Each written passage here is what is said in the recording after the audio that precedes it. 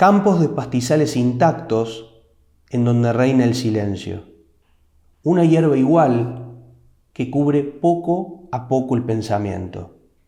¿Qué se afirma así, perpetuo? Estrellas, pájaros, cuerpos, todas las formas radiantes. Es lo invisible creciendo, donde se escuchan los pasos de la nada hacia lo eterno. Bienvenidos a un nuevo episodio de Mundos Ausentes. Les acabo de compartir los hermosos versos del autor cordobés Juan Carlos Toledo, que se llaman En el medio del campo. Y ese título tiene para mí la potencia que precisan esos hermosos versos, porque allí está el poeta, en ese paisaje virginal, con esos pastizales intactos que atraviesan su pensamiento, donde las formas radiantes crecen, se manifiestan a partir de lo invisible y se perpetúan. Pero fíjense ustedes que el poeta debe buscarlo en el medio del campo, lejos de la ciudad, en extramuros. Y podrán también advertir ustedes qué distinto es esto a lo que podemos disfrutar capítulo a capítulo en este pequeño y apasionado espacio llamado Mundos Ausentes, donde generalmente visitamos sitios arqueológicos pertenecientes a antiguas civilizaciones. Y aquello que podemos ver como ruinas pertenece a los centros sagrados de la ciudad. Porque la arquitectura, como manifestación artística, con su maestría ejecutiva y de diseño, estaba al servicio estrictamente de los centros sagrados de la ciudad, estaba al servicio de la cosmovisión mítica y de las creencias, porque el centro de la comunidad era el que debía irradiar. Y eso es algo que en nuestras ciudades actuales no ocurre y por lo tanto el poeta busca en el medio del campo. Algo que por supuesto ya hemos mencionado, algo que había advertido hace muchísimos años atrás el poeta maldito por excelencia, Baudelaire, que lo habíamos mencionado en el programa que dedicamos al gran Walt Whitman en Manhattan. Y Baudelaire había visto con muchísima antelación que entre otras grandes carencias, las metrópolis no tienen centro. Las metrópolis no tienen corazón, no tienen un sol que irradia, que sea el centro, el eje de esa rueda que debe girar en comunidad. Por supuesto, la poesía al servicio de Mundos Ausentes para socorrerme, para darme acceso a una belleza, a una eficacia y a una profundidad de la cual yo no tengo acceso y que me va a ayudar también para compartir algún otro concepto en este episodio. Por eso comencé leyéndolo. Capítulo que se llama Pájaro de Fiebre, hermoso, que no me pertenece por supuesto, que es del mismo autor y que al final del episodio les voy a explicar por qué lo he llamado así y también qué significa al menos para mí. Capítulo que no se trata de un programa de fin de año, más allá de la fecha, ya que Mundos Ausentes no responde a una segmentación temporal, a temporadas por año, ni mucho menos.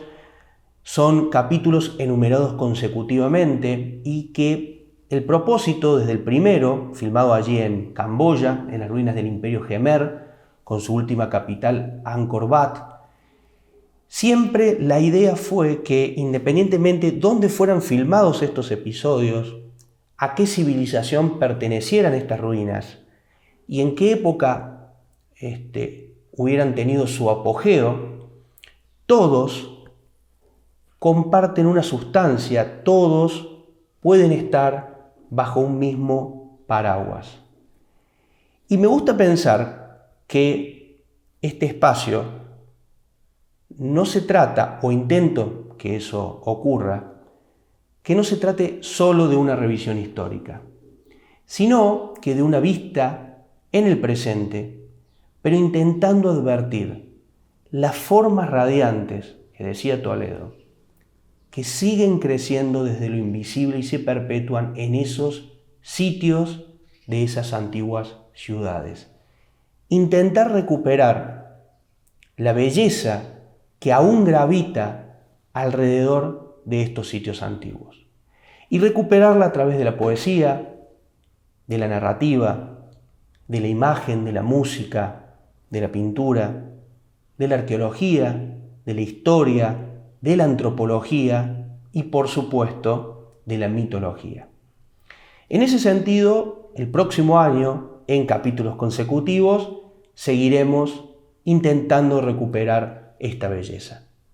Lo haremos caminando por las rutas que transitó alguna vez el gran Alejandro Magno con su pequeño ejército, al menos pequeño comparado con el de los persas, donde ejecutó la venganza griega, pero con un ejército macedonio.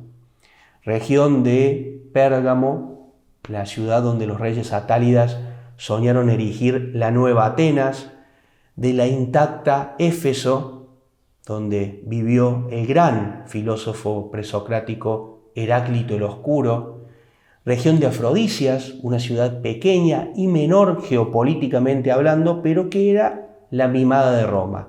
Y la causa de ese afecto es estrictamente mítica.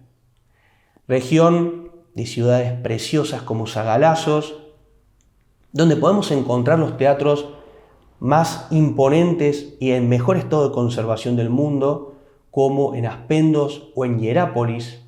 Hierápolis que tiene la puerta de acceso al inframundo, al Hades, que ya había descrito hace muchísimos años el genio de la geografía antigua Estrabón. Y este elemento me permite retomar el concepto que intenté compartir anteriormente, porque hace un par de capítulos atrás estuvimos disfrutando del acceso al inframundo maya en Ekbalam, en la casa del gobernante, con esos frisos de yeso magníficos de esta civilización tan espectacular.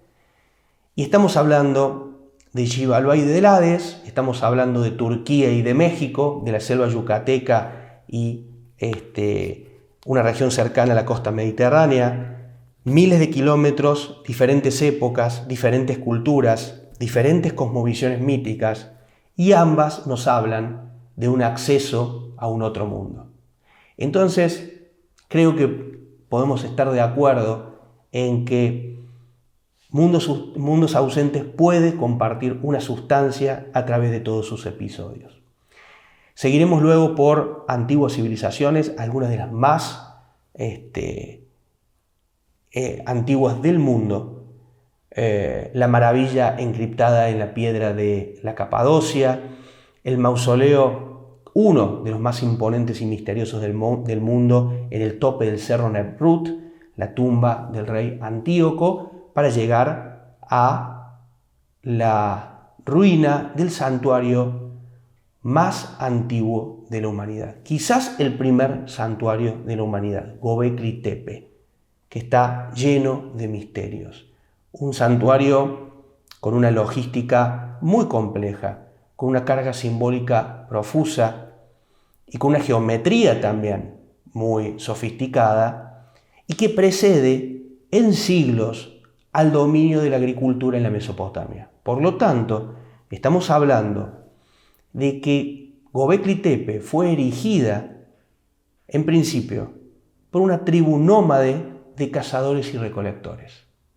Leí hace unos días una analogía que decía que Göbekli Tepe, erigida por una tribu de cazadores y recolectores, significaría un Boeing construido con una navaja suiza. Y quizás la analogía se queda corta.